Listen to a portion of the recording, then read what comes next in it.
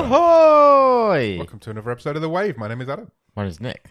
Welcome back. Welcome aboard. All those things. Seems like ages since we've done this. It's I was going to say the weekly news and chat show from bottom of the stream, but we had last week off. We did, so it's That's fine. occasional weekly chat show. It's always weekly, apart from the odd times it isn't. Yeah, it's fine. About we're back 800 now. episodes or whatever. I think we're in for a good, solid slant now, aren't we? Yes, I think Are you so. okay there? No, my microphone stand is playing games.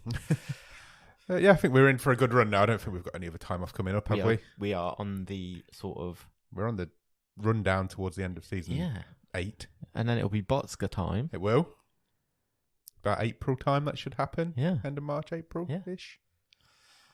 And there we go. And then we go straight into season 9. Wow. But we've still got quite a lot of season 8 left to go. I think there's 10 episodes left. We have. And should we quickly mention last week's, 2 weeks ago, movie? 2 weeks ago. Yeah. Yes, let's mention it. Because it was a new table topper. It was. Top of the stream. The Best Decline. film we've seen all season, Do apparently. you still think that? Yeah, I think so. I think it's a fair place for it to Yeah. go. I think it deserves that. A proper hidden gem, Yeah, it was. It was a really good film. I would say. Yeah. What have we got this week on Thursday? This week we've got an Indonesian action movie called Headshot. Yeah. I can't wait to talk about it. No, not me. It's going to be a fun time, I think. These action movies that we do, they're always... I mean, it always left elicit nothing a on the good table. response. That's all I'll say ahead of Thursday. It certainly didn't. Apart from various body parts. Yeah. A man punches through a typewriter. That's my favourite moment in that film. And they're pretty solid. They are. So. And he gets all the little prongs stuck in his knuckles. Yeah. Oh, it was great. Yeah, we've got that coming on Thursday. You want more of that? Come and listen to the movie show on Thursday. But more importantly, how have you been? I've been okay. How have you been? Good. I've been away. I've been on holiday. How was that? Had a nice family week away. Yeah, it was great. Nice time? Yeah. Weather all right? Considering cold? it's February. Yeah. Yeah, it was quite nice. You've done all right, I think. 'Cause this week, I think it's going to snow this week, apparently. So I think you chose the right week to go. No snow meant to build. Yeah, it was fun. Had a good time. Good. I'm glad. Did all the water slides and just, it was fun. Excellent. And then back to it. Back to it. Straight back into action. Back on the wave. How about you? Riding this wave. Yeah, I've been all right. I've had quite a quiet fortnight, to be fair. I've not really done a lot. I went to see another stand-up comedian the other week. Okay. That was cool. Went to see Chloe Petts. Yes. She was great. I'm aware. Really, really good time. I'm going to see Judy Love in May. Oh, nice. I'm excited for that. Yeah, I she's think great. She's going to be great. Yeah. That'll be a good one. Excellent. Yeah, so that's pretty much all I've done. I've not been to the cinema. What? There's not a lot going on. It's because, do you not think at this time of year, when you've got like the awards movies out, even more so than sort of blockbuster time, where you used to have sort of a clearance. If you had a huge blockbuster movie coming out, that might be the major release for 3 weeks or even a month. Yeah. But I now seem to think that happens more around award season. Yeah, I think you're right. They let award films like gestate a bit more. Nothing comes out cinema. in the lead up to the Oscars. Yeah. And then after the Oscars is traditionally where the horror films start to come. Yeah. Because they're not in contention. Scream 6 is in that slot this year. Yes. I think it comes a week before the Oscars, but it's that sort of idea. So yeah. So I've not been. I haven't been to see Ant-Man. I decided not to. Okay. I was going to. He'll be on Disney in 6 weeks. Exactly. So don't worry about it. So I didn't see the need to. Yeah. So yeah. Okay. Had a few mixed reviews, hasn't it? Yeah, it's not doing great. I think the Marvel thing is just dying slowly. Yeah. And there's a whole. At least the interest in it. The films are still going to come thick and fast. I haven't mentioned it in the news, but there has been over the last couple of weeks, sort of a bit more info out about how rushed the CGI was on that movie. Yeah, apparently it's not great. Because it was being produced at the same time as Wakanda Forever. Right. And it seemed to be that's where most of the resources went. Oh, okay. Which you wouldn't think Marvel should have a problem with, like, saying, no, you wouldn't. Getting a few contractors in the money they've got. No, the two biggest films of all time, or two of the biggest films of all time, are under there. Probably 8 of the 10 or something. Yeah, you wouldn't think so, but everybody's trying to save money. Yeah. Even Marvel. Yeah. Okay. Cool. Shall we do some Netflix news? Let's do it. What have we got this week on the slate? I thought, what more exciting Yeah. to start after having a week off last week Yeah. than some tax news. Let's talk about some tax news. Love it. And that is specifically Netflix refusing to pay tax that is demanded from them by a swathe of internet providers around Europe. Okay. Who are basically saying, we want some money off you, Netflix, because you take up a lot of our bandwidth. Okay. Have they got any legal right to say that? Well, Netflix are kind not. of basically saying, no, look, we're Netflix. You want us.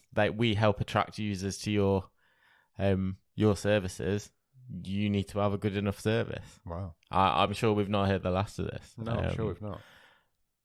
Yeah. I suppose it makes sense if a lot of the internet bandwidth is taken up by Netflix these days. Yeah.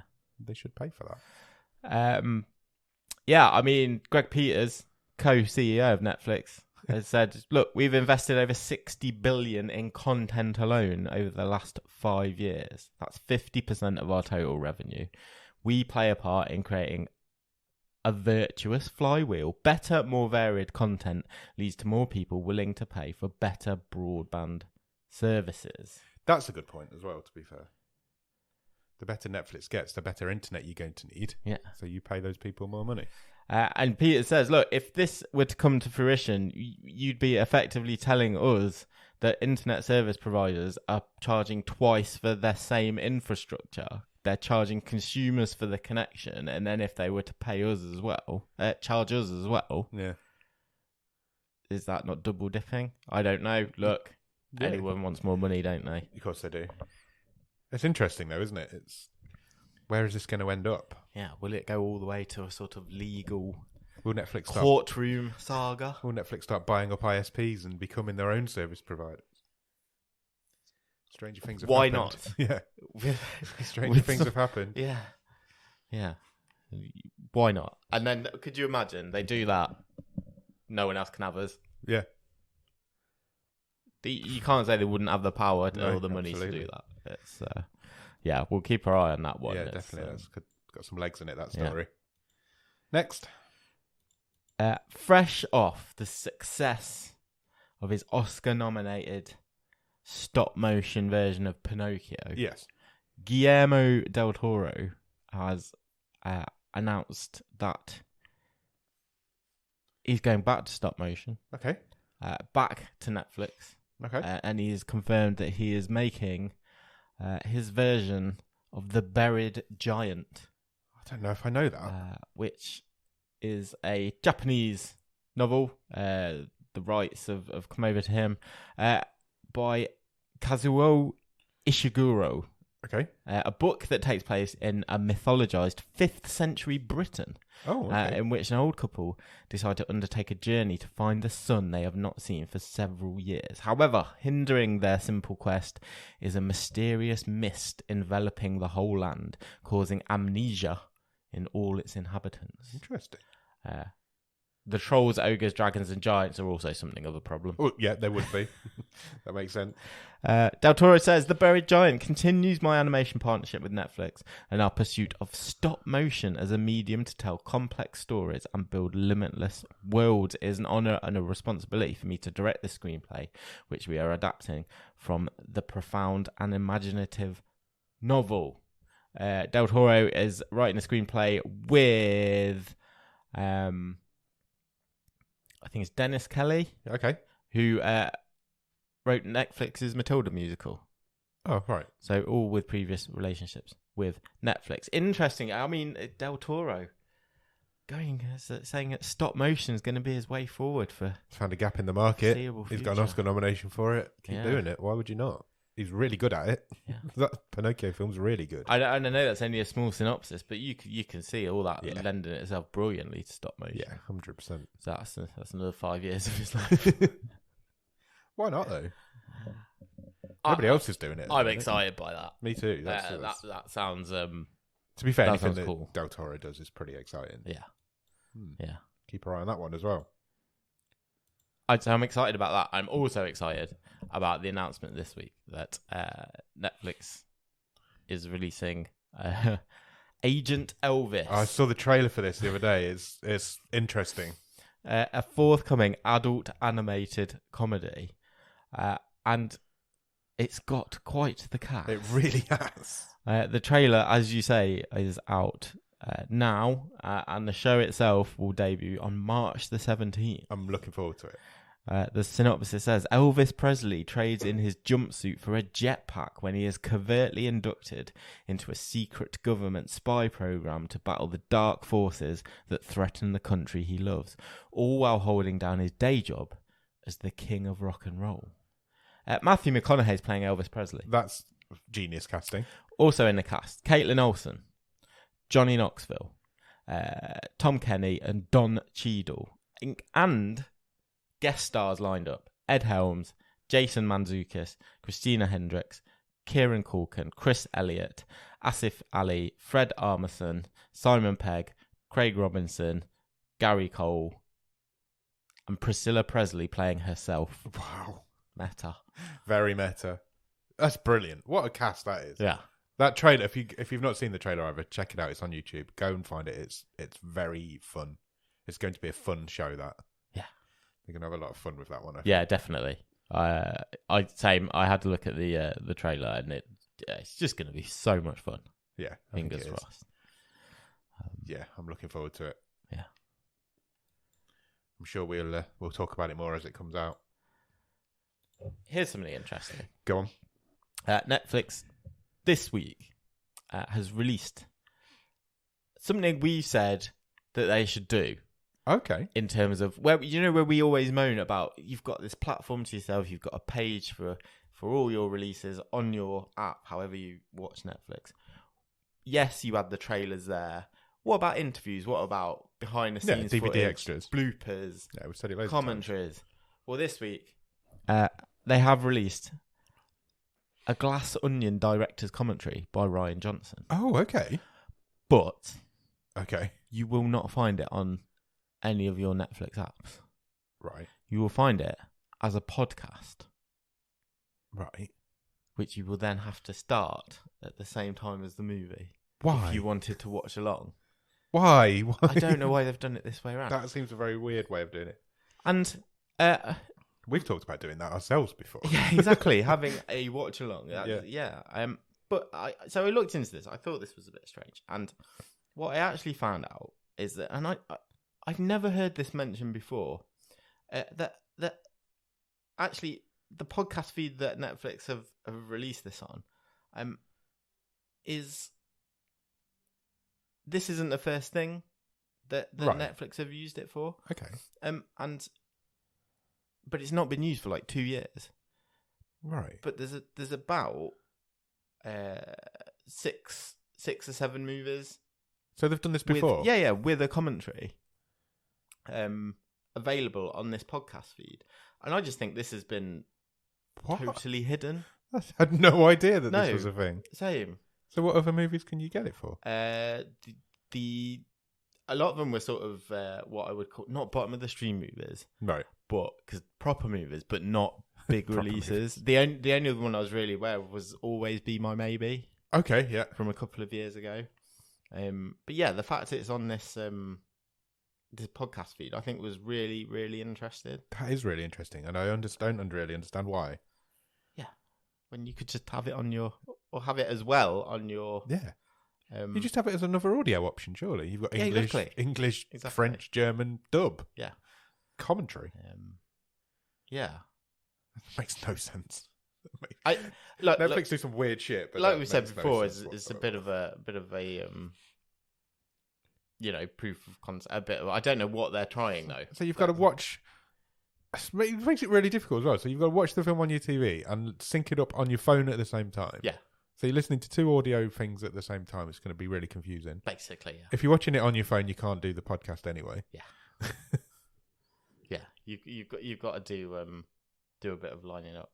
I just thought that was really interesting. It is really interesting. I didn't know they'd done it before. We should do it, but they hadn't. We should do it ourselves. They've not used this feed for 2 years. Wow. Yeah. We should have a go. We should do a director's commentary of a film. Just one of these bottom of the screen films. I'm quite happy to watch along as a talk along. We'll just watch it on this screen here while we're talking along into this microphone. We might have an issue with audio, but we might be able to figure it out. But people could, if that's all they're doing, we'll just go, we are pressing play now, and people can listen. That's basically what they're doing. Yeah, and they're Netflix, multi-billion-dollar company. Yeah. You're just talking along, and then we're going to start the film now. Press play on Netflix now. Job done. Here we go. Sync up. Yeah.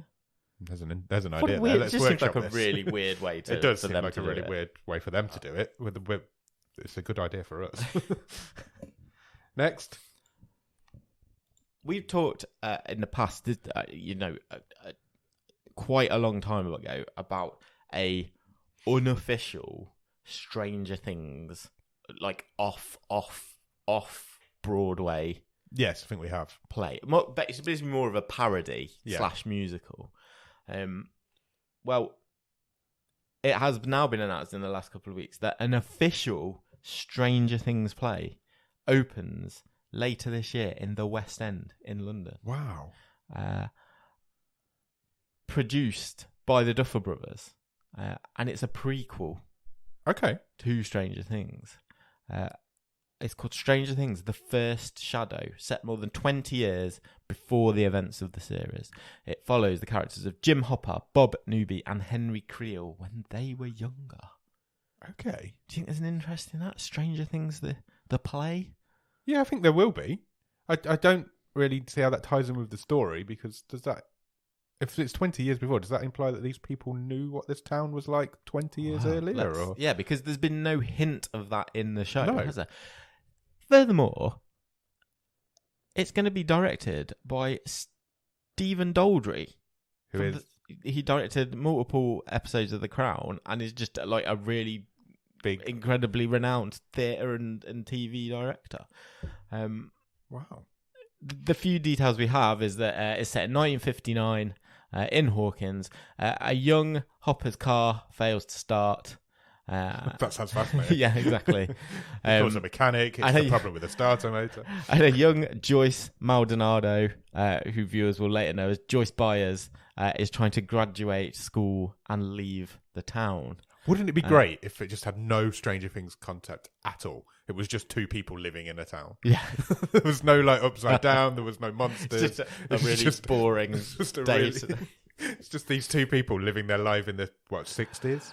It also says new student Henry Creel is introduced. His family find that a fresh start in this town is not so easy, and the shadows of the past have a very long reach. The beginning of Stranger Things may hold the key to the end. Oh, that's an interesting little tagline. I mean, if those two are producing it, it's got to tie in with the story somehow, but yeah. I just don't really see how. Because it's exciting. But I don't know how... Because for me, the least interesting part of the last series of Stranger Things, as great as it was, were the sort of Hopper and Joyce. No, I was going to say it was the 11 flashbacks, going back into how all the numbers were treated, and if this is a lot about Creel, then presumably it's going to be a lot about how he ended up in that program, we'll see. The goings on around the house. Yeah, why not? I mean, the Duffer Brothers, their official press release on it said, "Can't wait to see you nerds in London." Oh, that's like an invite. They also said, "You'll meet endearing new characters as well as very familiar ones on a journey into the past that sets the groundwork for the future of Stranger Things. We're dying to tell you more about the story, but won't. It's more fun if you come and discover it for yourself and give us your money." Yeah. What if they just need to set up some lore for the next season then, and this is the way to do it? Possibly, but it's only a very small percentage of people are going to be able to see it. Yeah, exactly. Okay, why not? Let's go. Look, let's get some tickets booked. You've got to ride that Stranger Things wave. We'll do it, and then we'll do an episode on it. Okay, I'm up for it. Kristen Bell is returning to Netflix. Good. She did some work for them. You've got to be getting 18 months, maybe even longer ago, with The Woman in the House Across the Street from the Girl in the Window. Yes, great film. She's back and signed up with executive producer Stephen Levitan, who is most known for Modern Family. Okay. and it's a new comedy series about the unlikely relationship between an irreverent, outspoken, agnostic woman and an unconventional rabbi. Interesting. Does that float your boat? Yeah, a little bit. I really like Kirsten Bell, so yes, I think anything she does is great. So yeah, they've signed up for that, and it is now in development. I mean, okay, sure. she makes things.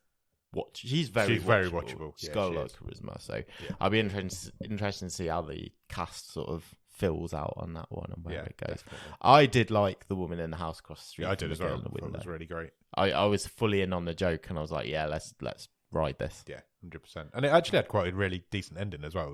There was actually a good reveal at the end. Obviously, The Good Place is great as well. Sure. Yeah, so more of her working with Netflix. I'm up for that. Yeah, me too. Next. Do you like John Cena? Yeah, great guy. Okay. Do you like Simu Liu?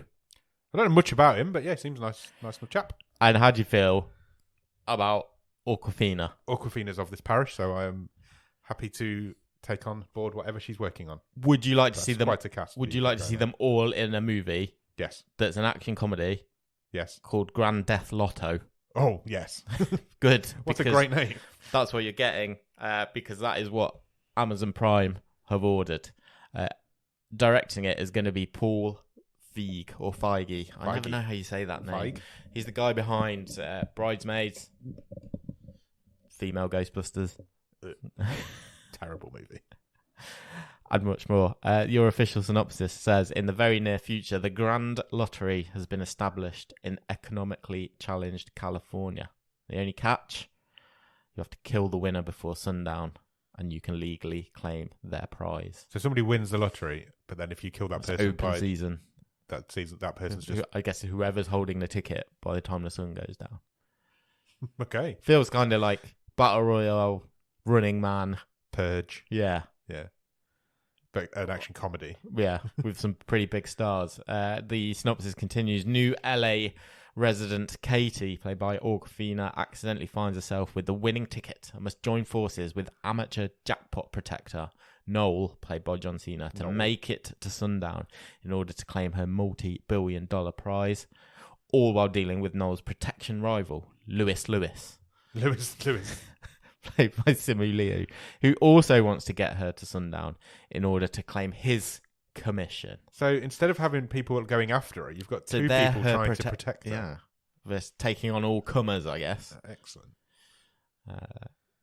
Feige says, I love action comedy and extreme physical comedy, and this movie has both, as well as a boatload of heart and hilarity. This lotto will make winners of us all. Oh, that's cheesy. Filming starts next week. Excellent. Sounds fun. I like a lot of fun. I think I'm those liking three what are I'm hearing. They're very fun people, so Yeah. That sounds good. I'm up for that. Did you know there's a new Hellboy? I didn't know that. A new Hellboy has been cast. It is Jack Kesey. Okay. He is taking over from the previously mentioned in this episode, David Harbour. Yes, that was rubbish. I didn't see that version. It was not good. Was he good? Was Harbour good? Yeah. That was recent though, wasn't it? It feels recent, but I bet it was more than 5 years ago. Yeah, it probably was. It's probably me failing to remember how time works. But yeah, I kind of felt like it's not that long since we've had a Hellboy movie. But yeah, you're about to tell me it's ages I'm looking ago. for it now. If you're not familiar, that was only 2019. Oh, okay. That's not too long ago. Okay. If you're not familiar with Jack Kesey, he was in Deadpool 2, 12 Strong, Baywatch, the movie. He's also got some TV credits, The Strain and Claws. This version of Hellboy is going to be directed by Brian Taylor, who is most known for Crank. Okay. That was Jason Statham. Statement. Not Jason Statement. That's when he puts out a press release, isn't it? A Jason Statement. Jason Statham statement. And that's a much better name for him. He should change really it. Is. He should. is an adaptation of one of Hellboy's most famous comics, The Crooked Man. The story sees Hellboy stranded in 1950s rural Appalachia with a rookie BPRD agent. There they discover a small community haunted by witches, led by a local devil with a troubling connection to Hellboy's past, The Crooked Man. I really like the term local devil. It just makes it sound like little scamp. Yeah. So young Hellboy, I guess. Yeah. Hell Kid. Hell Kid. Well, he's already a boy, so... When does he become Hell Man? Hell Man. He likes mayonnaise.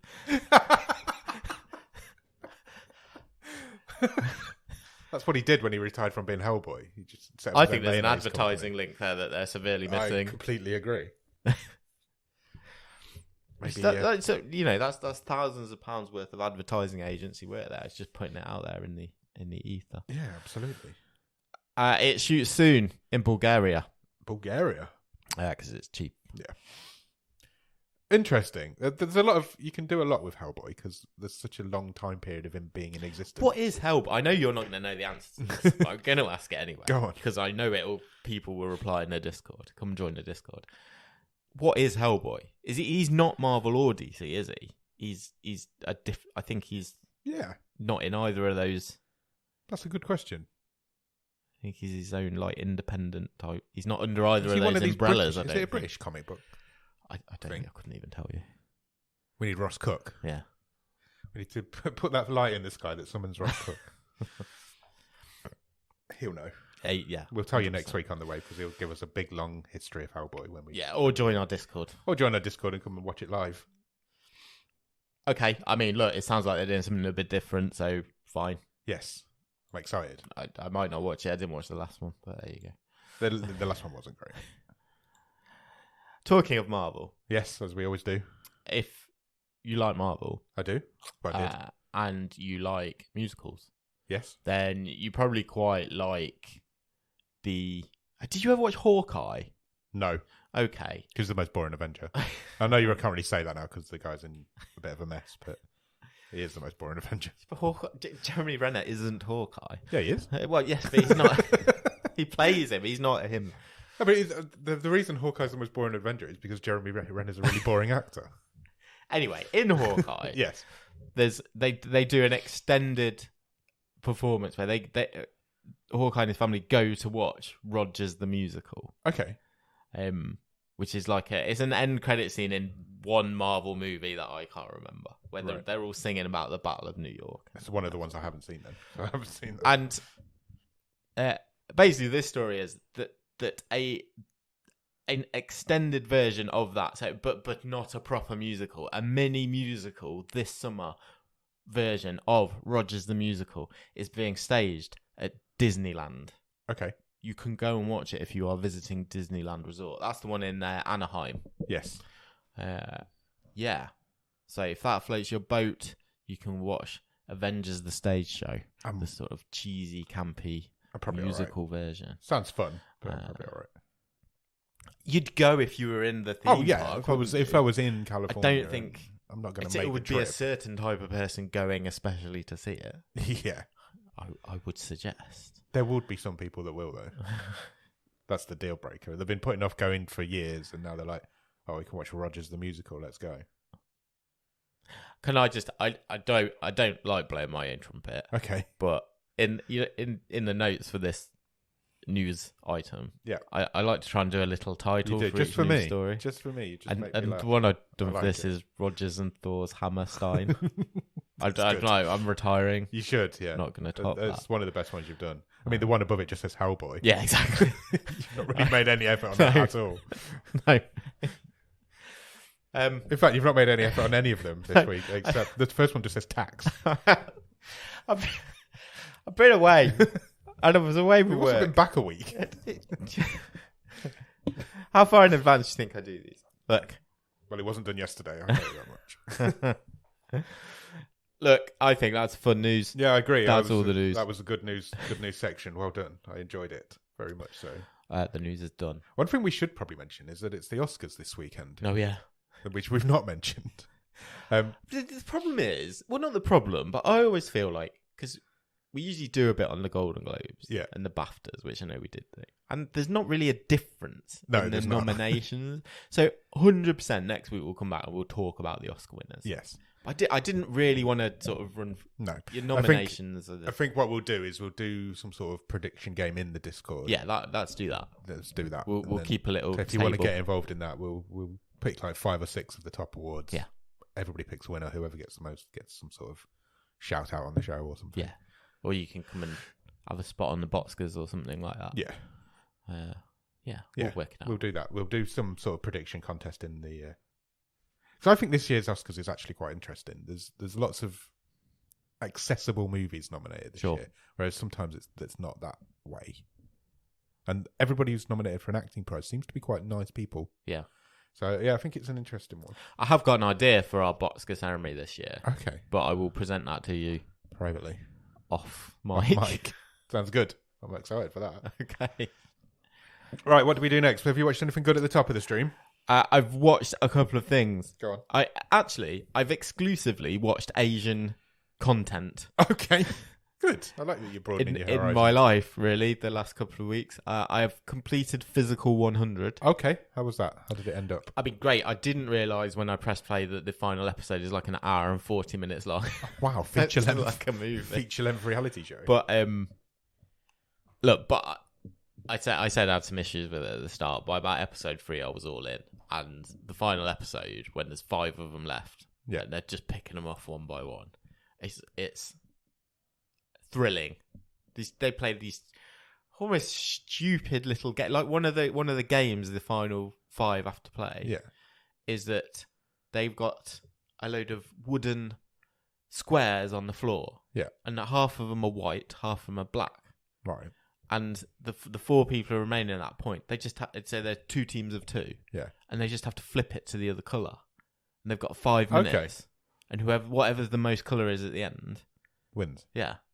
But 5 minutes of these muscle guys just doing this, trying to chase each other around. Each other out of the way. Absolutely fascinating. Oh, okay. It's gripping. I look, by the end of it, Physical 100.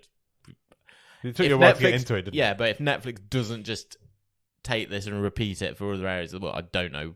It just seems easy, relatively cheap content for them to make. I think they will. I think they have to, don't they? Yeah. They do it with all their other reality shows. Exactly. So why not? Yeah. So I've watched that, and then I've watched the first 3 episodes now of Alice in Borderland Season 2. Oh, okay. How was that? That's next on my list. I'm going to say, so far, good. Okay. With a caveat. Yeah. That it feels a bit excessive. Oh, really? Because, again, it's just... I don't remember the first season, all the episodes being so long. Right, okay. Because we watched them, didn't we, for our previous feature? We did, yeah, and they wouldn't have been long. So they were like 45 minutes. Maybe the finale was an hour. Yeah, maybe. I guess again, second and third episode are both well over an hour. No need for it. I was actually annoyed at the end. Make of the more second, episodes. I was annoyed at the end of the second episode again by the editing, because I just watched Physical 100 where they would play the climactic game and it'd get right. It's the old Netflix thing. You get right to the resolution. Yeah. Oh, we're about to find out the winner, and then they end it, and that's the start of the next episode. And they actually pulled that trick between episodes 2 and 3 of Alice in Borderland. Oh. And I'm like, this is that's not a narrative. Yeah. Because it wasn't really a cliffhanger. It felt like, oh, you're just baiting me like these game shows are. Yeah. So I didn't like that. No, I don't. But that annoyed me. Yeah. Obviously, look, you binge watch it, you can go straight into it. So it's a first world problem, don't get me wrong. But I noticed that as a step change from the previous season. It's been Netflixified. Yeah. It's been slickened. Right. Does it feel like there's more money being thrown at it?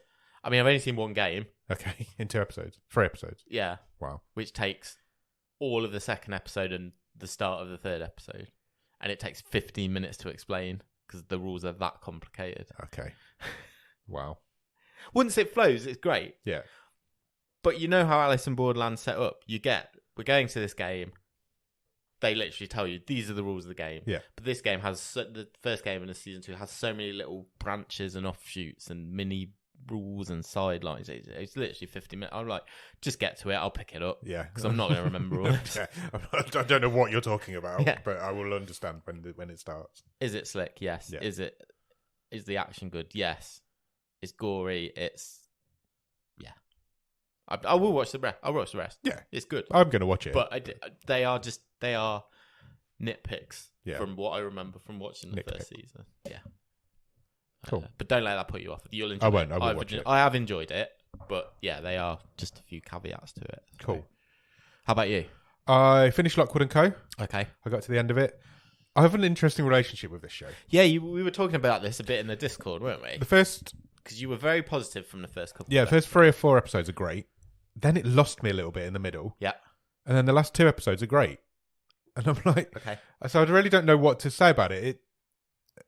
The 3 leads, 3 kids... Yeah. Well, not kids, they're all in their 20s, but they're all fantastic. Okay. The guy who's playing Lockwood, Ross Cook put a message in the Discord this week saying he's like a dreamboat. Okay. Because he is. His voice is amazing. He's got the look. He's going to be a superstar, I think.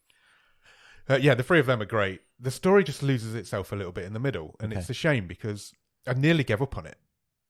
And I didn't, and I'm glad I didn't because the ending's actually quite good. Right.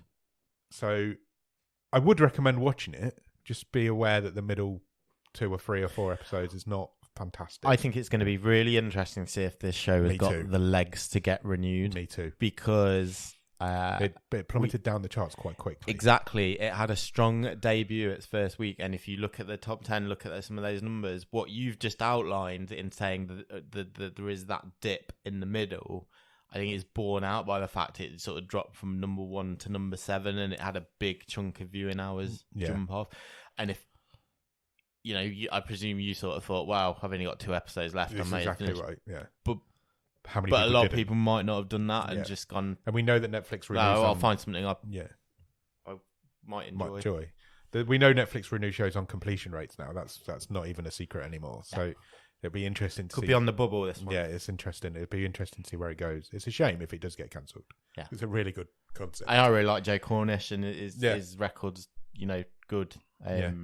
So let's see. He's cast the show with pretty much a completely unknown cast. Yeah. And made something pretty special. It is a good show. Yeah. But he's not relied on star factor or anything like that. He's just relied on his story to tell the story. And for the most part, it does. It just gets a little bit dull in the middle. So, yeah, it's going to be one to keep an eye on. Couple of weeks. We'll know pretty soon. Yeah, when it's got to the end of its 28 days. Yeah. I wouldn't imagine it'd be too much after. No, we'll know pretty soon. We hear one way or the other. So. That's pretty much the only Netflix content I've consumed over the last couple of weeks. I've started a show it's on Dave over here. I presume it's being shown in another place around the world. It's called World's Most Dangerous Roads. Okay. Have you seen any of it? No, I haven't seen that. Have you seen the trailer for it? No, but I just like it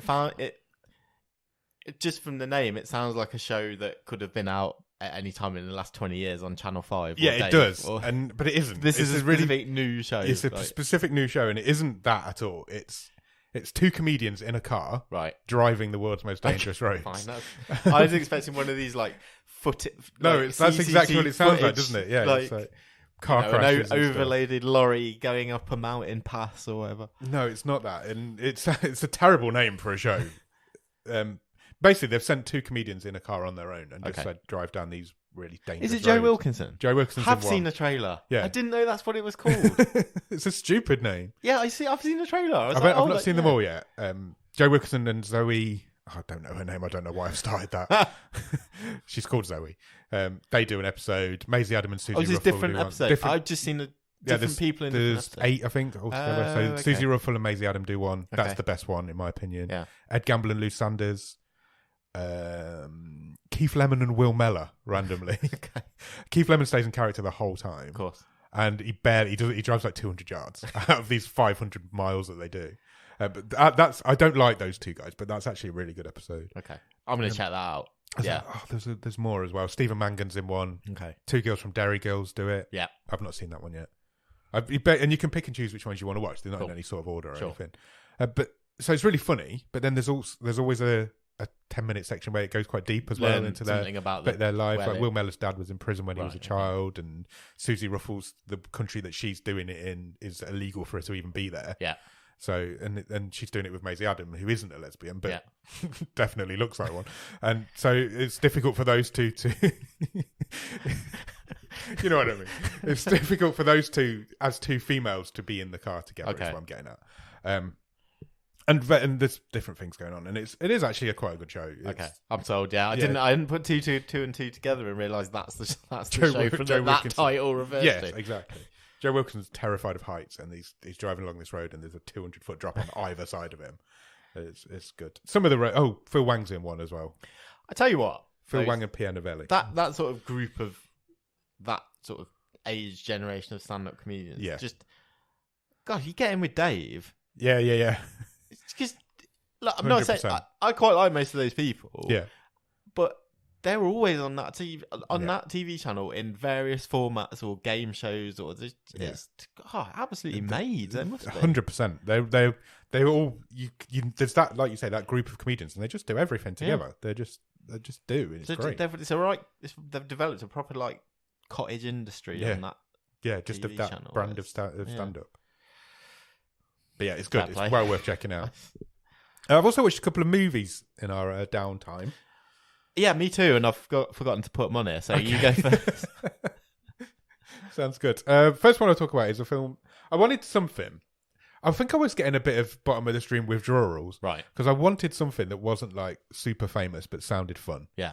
And so I went with a film on Amazon Prime. I've seen that you've put this on here, and I'm thinking I might watch this tonight. This is a movie, 100%. I think you've chosen what I'm going to watch tonight. I watched a movie called Dave Made a Maze. Yeah, I've seen it on Amazon. I've seen it. I think it was recommended in the Discord because I put it on my watch list, and I don't know where I would have found it from otherwise. So at some point, somebody in the Discord must have recommended it.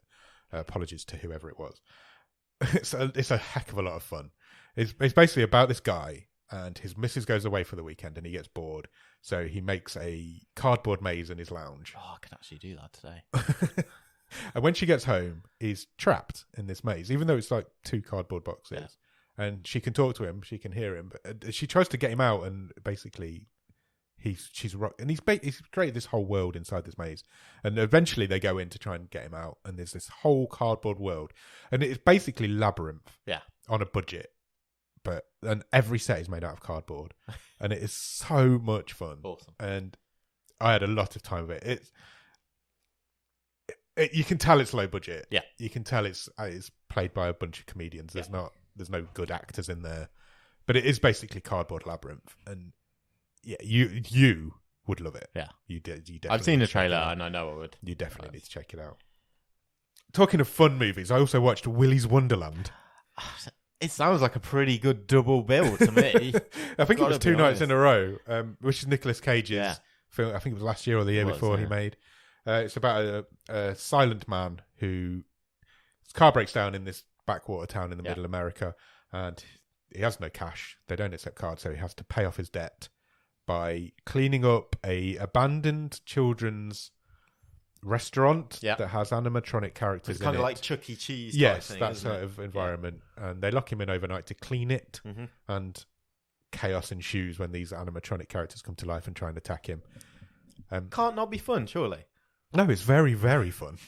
Is what it is. It's gory, it's stupid, it's silly. Nick Cage does not utter a single word in the whole movie. Fantastic. He, for no other reason than he probably just didn't want to. Yeah. There's no reason for the character to be mute, but he is. To cast a man like Nick Cage and then not give him any lines is really interesting to me, because you could have just given that to anybody. So you're basically selling that movie on the fact that Nick Cage is in it. I saw the trailer for Renfield. Yes, the other that week, trailer's great. Talking about Nick Cage, it's. I mean, regardless of whether the movie will be any good, but I'm pretty confident it'll be fun. Yeah. As just a whatever it is, 3.5 minute the trailer's brilliant. Yeah. And it really is. It is such a good job of selling that movie. Yeah. And I know that's what it's supposed to do, and that sounds really obvious, but he's barely in the trailer. Yeah, you just at the end one line, and it as a trailer, I thought that's a fucking great trailer. It really is, considering Nick Hoult carries most of that trailer, and he's a charisma vacuum in my opinion. It does look like a really good, fun film, and I can't wait to watch it. And it's just something about Nick Cage at the minute. he seems to love what he's doing, and he seems to be back to enjoying his career. It's him embracing who he is, who he became, well, who the public thought he became, people's opinions of it. yeah. People thought he became a guy who just made films to make money, which he then admitted that is exactly who he is. Yeah, and then he embraced that, and him going, yeah, I am a bit of a weirdo. Yeah, and I love. I shouldn't have bought 8 castles, 20 paintings, and Tyrannosaurus' head or something. All the Batman comics or whatever. Yeah. But yeah, he seems to recently have just embraced the fact that people think who he is. Yeah. So he's like, yeah, that's who I am. I just make movies to make money. And some of these movies he's making are fun as fuck. Willy's Wonderland is great. I would highly recommend it. It's just appeared on Amazon Prime. So cool. Check that out as well. It's really fun. Good. I mean, I even though we mentioned it earlier, I didn't click until just now. I watched Wakanda Forever. Okay. So my eldest daughter wanted to watch it. I enjoyed it. I mean, it's too long. Right. Aren't all Marvel movies. Yeah. But I enjoyed it more than the last few Marvel movies I've seen. Okay, good. I haven't seen it yet. So. You know, it's obviously emotionally it's pretty hefty. Yes. And that's what probably, for me, raised it above the last few that I've seen. Yeah. I didn't enjoy like the Doctor Strange one. I didn't enjoy Thor, the last Thor one. This was much better than either of them. So. Okay, that's interesting because I did enjoy both of those. So if it's better, then I will. I'll check it out. Cool. How long is it? Like 2.5 hours. Yeah, too much. Not bothering. Right. We were literally just before we finished. We were getting the girls right. We were like, we probably should get you ready for bed. It's like. But we were all really enjoying it. Yeah. I was like, it's got to be nearly finished. It feels like it's nearly finished. Yeah. It's like we've just had a bit of a climactic scene. And it's been on for ages. Like, must be about done. How long's left? Hour and 10 minutes. Wow. An hour and a half into it or whatever. Okay. So basically watching 2 movies at once. Jesus. That's mad. Yeah. Right, shall we move on and talk about our real talk topic for this week? Yeah, we probably should. Yeah? Because it provoked quite... It really did. Quite the response in the Discord. It really did, was a very good Have you got the Discord open? I will. I think Ross has done you a kindly summary. Yeah, I've still got to find it. You find it, I'll explain what it was. So this week we decided to do every week we do a real talk question where we basically put a question out into the world and people come back at us with answers. This week we said, in the world of movies or TV, what is a hill that you're willing to die on? What is an opinion that you are staunchly holding and you are not going to see an argument against it? Yeah. And it did elicit quite a response. The problem is I do have a handy summary, but the handy summry doesn't tell me said them all. whose point it was. So I think I'm going to freestyle it. Okay. Now, I think it's a great subject. And the reason it generated so much chat in the Discord is because more than a lot of the real talks we've had, you just have that, okay, I'm dropping this straight fire. It's basically mic drops all over the shop. And everyone else sort of going, oh, yeah, I agree with that. Or no, get out of town. You are absolutely wrong. So, yeah, when it comes to movies or TV, what hill are you willing to die on? And the Smiley Ton came straight in there with the whole Marvel universe. It's boring from the start. Why are people only just coming to this? This is something I've had a discussion with him about before. He's staunchly against the Marvel movies. And, I mean, it's an opinion. I don't necessarily agree with it myself. I think it's maybe been boring for a lot longer than people realise. I don't think it is an incorrect viewpoint because I don't necessarily disagree with it, but I don't think it's as easy as... No. Because I don't think that is... I don't agree with the from the start bit. No, I agree with that. I think if you're talking from Iron Man to Endgame, there are some great movies in there, but there's some filler. There's some filler in there for definite. So yeah, I kind of see where it's coming from. If you're not into him, you're not into him. It's as simple as that, isn't it? But equally, as was one of the responses in here, particularly people who are comics fans, like would never have thought you would see this merged characters dropping in and out of movies and the scale of the storytelling. Yeah. I can kind of see both sides to it. I certainly, as we've just mentioned, the last couple of years since Endgame, that since Endgame, bloom seems to be off the rose, doesn't agreed, it? Yeah, I would agree that since Endgame, it's been boring. Ross Cook himself comes in with, I would die on the hill that any fictional character can be changed in any way to whatever iteration you want. It doesn't matter if that's not how they were originally intended. It doesn't guarantee it will be any good, but if there is a new take on a character or a concept, then people shouldn't balk at giving it a try. I mean, I'm assuming we're talking about, can James Bond be a woman? Can James Bond be black? Yeah. Can we can switch genders? We can move times, settings of Sherlock Holmes in the modern day. Yes, back in the Victorian age. I 100% agree. For the most part, I agree as well. I mean, the only caveat I would put on it is that if it fundamentally changes a character's personality, then you can't do it. Like the prime example is Idris Elba in The Dark Tower. It couldn't happen. It shouldn't have happened. And it can't happen if you're going to tell that story. That film doesn't tell that story. That is arguably not even an adaptation of the book. Exactly. That film doesn't tell the same story as The Dark Tower. It is almost if you were getting technical, that movie is inspired by these characters. 100%. But if you're going to tell the story of The Dark Tower, you can't have Idris Elba in that role. If you're going to tell that story. Because the character development that happens is that man starts off as a racist and then becomes in love with a black woman. Yeah. That happens in that story. So you can't tell that story in the correct way if you can't have a black racist. they were never going to get that far, exactly. Were they? No, they weren't. And it just doesn't work. But yeah, for the most part, I would agree with Ross's opinion on that. Salmon Holland in the Discord has got a couple to throw into the fire. Go on. One, Rick and Morty is not funny. No, I'm not having that. Rick and Morty's hilarious. There are parts of it that aren't. Yeah. But for the most part, it's hilarious. Yeah.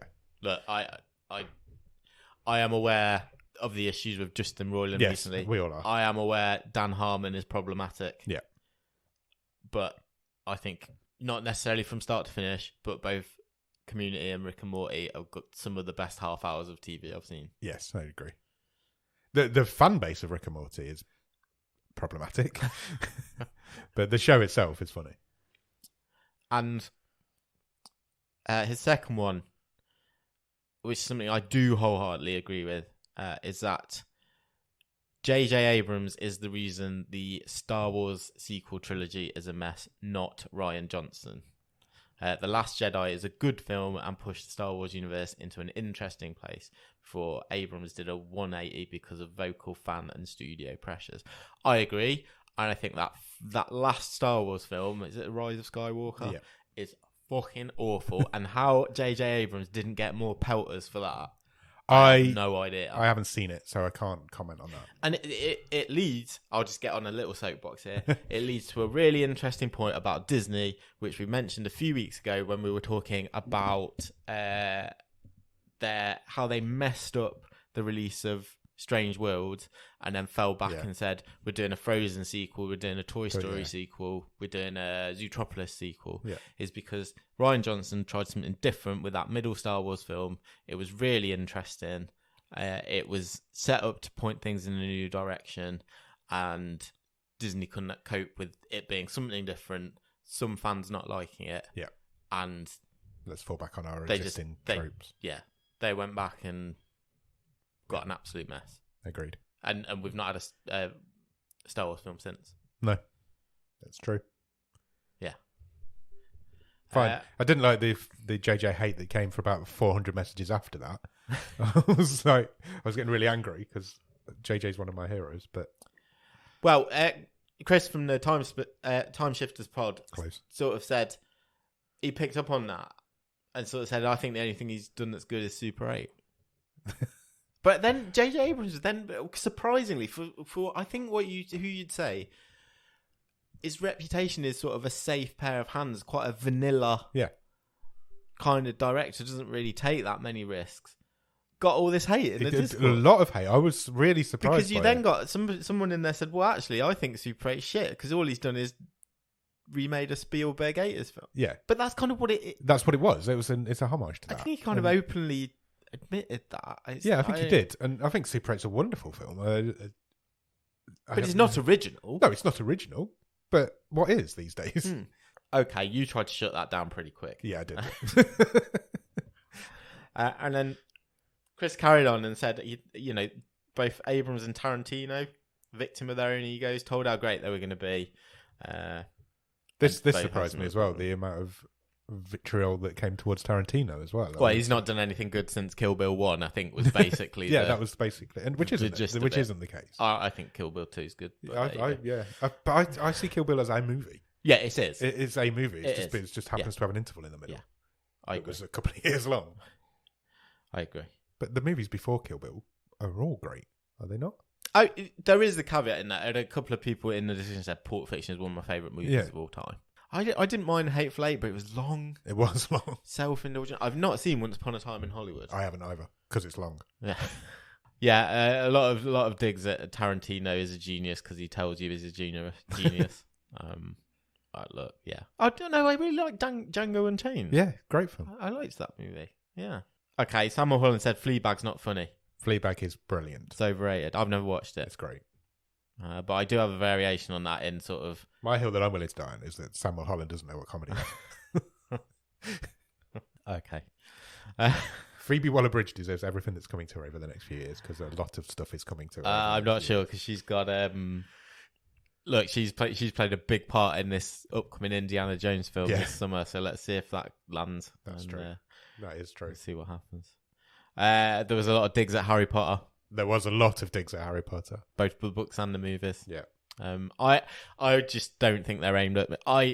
I'm not a massive Harry Potter fan. I think the movies are fine. Some of them are great. I'm not. Not all of them. I'm not invested. My eldest daughter's watched them over the last few months. She thinks she's great. Yeah. She thinks they're amazing, but she's 9. Yeah. And I think that's where they're aimed. 100%. It was. So. They grew up with their audience, and they were aimed as they get old. As they go through them, they're aimed at an older age group. Everyone agrees J.K. Rowling is a cunt. So yes, that's fine. I think that's just a general consensus. Nice drop of the C-bomb. Okay, can I do mine? Yeah, go for it. I think these British classic sitcoms are all terribly overrated. The Office, The Royal Family, and Only Fools and Horses. Why those 3? They're just the 3 that I always think I've never enjoyed them. I agree with you about The Office. I think The Office is good, but it's not the be all and end all of British sitcom that people think it is. It's over. I'm not saying I necessarily. They're all overrated. I don't understand why The Office. It's not even Ricky Gervais's best thing, and I'm not a massive Ricky Gervais fan. No, 100%. I'm with you on The Office. I can't agree with you on the other two. I'm afraid. I'm sorry. My dad would murder you if he heard you say that about Only Fools and Horses. You would not be welcome in this house. But you know what I think it is? I think I am biased because I just think it was one of those things that was always on TV when I was a kid, and I just don't think I was interested. When I go to my mum and dad's house, it's still always on TV. It's always on a TV channel, and it has been for 40 years. Yeah. So I mean, does anything deserve that? I don't. Yeah, no, you're probably right. But it is great. I put a positive one in there. Go on. But it's the same issue when we talked about Disney not knowing how to deal with something different. Yeah. I really liked John Carter of Mars. I remember I went to the cinema to see that, and I remember thinking we may have gone together. Yeah, maybe we did. And I've seen it a couple of times since. I haven't. I've not seen it. I remember not hating it at the time and wondering where all the hate was coming from. I do not understand why it was such a box office bomb. No, nor me. Which Chris from Time Shifters said, I really agree with this. It's had one of the worst marketing campaigns ever, and I don't think Disney knew what to do with it. Yeah, I think you're right. I think it came at a time when Disney weren't making live action movies, and they just didn't know how to handle it. I mean, whether they should have spent a lot of 200 million on it is a different question. So it was never going to make its money back. But yeah, it was fine. I remember it being fine. Wayne in the Discord says, we had loads of responses to this one. My take is that The Wire isn't good enough to be considered one of the greatest TV shows of all time. You always hear The Sopranos, The Wire, and Breaking Bad. One of those is not like the other two. Yeah, I think it's fair. I think that's a fair comment. I started watching The Wire at the time when The Wire was a thing, and I got about 3 episodes in and I was like, I'm not watching this. It's not for me. I gave up on it at the time, which I think a lot of people have given up on it since. Yeah, I've got to say I've never tried it. It doesn't stand the test of time. Let's put it that way. Yeah, Wayne said he got to season 3, didn't go back to watch the last 2 seasons, just doesn't get it. It's a long way in to give up on a show, that is. Yeah. Ross came back with another one. I think people who don't watch foreign films, either because they don't get the culture or don't like subtitles, need to work on both their multiculturalism and their reading comprehension. I could not agree more. When people tell me they don't watch foreign films because they don't like dubs or subtitles, it makes me look down on them a little bit. I'm with you. Why would I understand that there is a lot of stuff out there? Yes. There is so much to watch. But why would, if people are saying to you, you know, word of mouth, just a hypothetical, oh, you should watch whatever this thing is. Yeah. Why would you go, oh, so someone's told me to watch this, someone's told me to watch this. I'm not going to watch that one because that's got subtitles. Yeah. Or it's French. Yeah. Or what. That just doesn't even come into my head. No, nor me. Oh, no. What's it about? Yeah. What's the genre? Is the story good? What am I in the mood for? I don't care if it's got subtitles or it's where it's from. Same. I don't get it, and it does make me look down on you a little bit if you think like it. I'm sorry, that's just the way I am. You're missing out on some great. You're missing out on RRR. It's I just don't want to get political, but it's so fucking Tory, isn't it? Yeah, it is. Just get fucked. Jesus Christ. It's the argument of I can't watch a dub because the lips don't line up with the words. Why are you that closely watching somebody's lips anyway? And you know what I'm going to say? Look at Squid Game. Yeah, 100%. Billions of people watch that show. It's not. I want to believe it's an issue for a minority, and if you're in that minority, then you deserve to have your piss boiled by that sort of opinion. I know somebody who doesn't watch foreign movies because of that very reason, but did watch Squid Game because it's Squid Game. Yeah. And I'm like, what? Then watch Alice in Borderland. Watch all these great shows that you're missing out. Some of these films that we do on the show, they're shit. But there's a whole world of cinema out there that you're missing out on. Imagine if you'd never watched Mirage. Yeah. Fuck me. The countless great movies. All the Spanish movies that we've watched. Yeah. We have so many good Spanish movies out there. This one we're doing on Thursday. Yeah. It's just... I don't know. I don't get it. It boils my piss. That's a great one for us, to be fair. Mrs. Ross Cook wants to add one in. The book is always better than the movie or the TV show. No. Always. That's the word. Always is the word in that sentence. Usually, fine. I can agree with usually, but definitely not always. Ross himself says, I don't think that's right. He cites the example of we need to talk about Kevin. I've not read the book. I think I have seen the movie. I have seen the movie. He says the movie is great. The book's terrible. Actually. I remember one of my earliest experiences that was Jurassic Park. Yeah. Because I'd read the book. Yeah. Because I knew this movie was coming out. And I loved the book. I might have even read it twice. Really? I don't think I've ever read it. And I love Jurassic Park, the movie. But I remember my first reaction. I was only 12. 12, yeah. Coming out going, oh, well, that wasn't as good wasn't as the book. Yeah. In my 12-year-old memory, my reaction was that wasn't as good as the book. But it's a great movie. Yeah, it is, and they're different things. They're just that book. You can't have a PG blockbuster movie where everyone's head gets ripped off and there's, do you know what I mean? Yeah, you can't. And the ending's changed, and that's fine. It's a great movie. It's a good book. Yeah, you can have the same thing. Yeah, but they're different. You 100% can. I think that is most of them in the Discord. That was a good. What about yours? Hot Fuzz isn't a good film. That isn't mine. I don't want to be too predictable. That isn't mine. But it isn't. And it is a hill I'm willing to die on. But it isn't as good. It isn't as good as Shaun of the Dead. That's the hill I'm willing to die on, I think. Okay. Mine is that no movie is good enough to be 3 hours long. No movie is good enough to be 3 hours long. 3 hours is too long for our movie. Any movie. I was listening... I think that's really interesting. I was listening to a podcast just yesterday, actually. Yeah. It's not a movie podcast. Okay. Sports podcast. The two hosts had both separately been to the movies. Okay. And one of them had been to see Ant-Man. Yeah. One of them had been to see Cocaine Bear. Right. And the guy who'd been to see Cocaine Bear just said, how long's Ant-Man? The guy went, 2.5 hours. He's like, no. No. Cocaine Bear, 90 minutes. wasn't the best film, but I had a good time. It's 90 minutes. That's a sweet spot for a movie. I think he's right. I think 90 minutes is the sweet spot for a movie, and 2 hours for an epic. I think anything needs to be that any longer than that. I must say, as I've got older, yeah, if I see that it's more than 2 hours, I hesitate. Same. I'm not saying I wouldn't, because I do watch stuff that's long, but I go, oh fuck.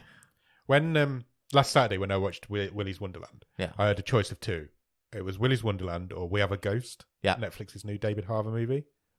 That's over 2 hours long. I'm not watching it. Oh really? Yeah, it's 2 hours and 15 minutes long. Yeah, and that was your decision. It was the length that made you decide. 100%. Yeah.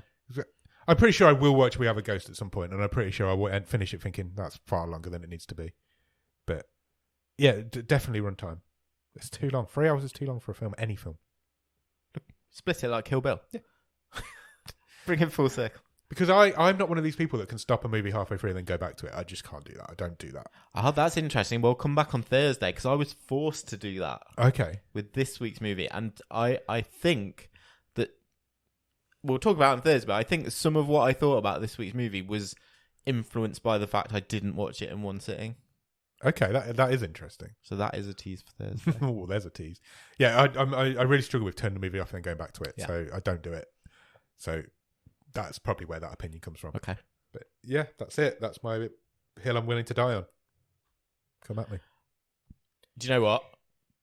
Maybe even 5 years ago, I would have been at you. I'm not at you now. No. Good. Don't disagree. Thank you. That's good to know. Well, great. I think it was one of the best real talks we've ever I think you're right. Yeah, it was. Thank you everyone for getting involved. Sparked a huge debate in the Discord. If you want to come and join the Discord link will be in the show notes, where it's a fun group of people. Yeah, you'll make friends. You will, 100%. Improve your life. Improve your life. It is. It's best. It's good to have more friends. Right, we're going far too long on this episode. We need to get out of here. Come back on Thursday. We're going to do an Indonesian action movie called Headshot. Oh, yes. So the guy who's already been on the show before. It's going to be good fun. It's probably one of the goriest movies we've ever done. 100%. And yeah, we're going to have a lot of fun talking about it. So come back on Thursday for that. Cheers. Bye.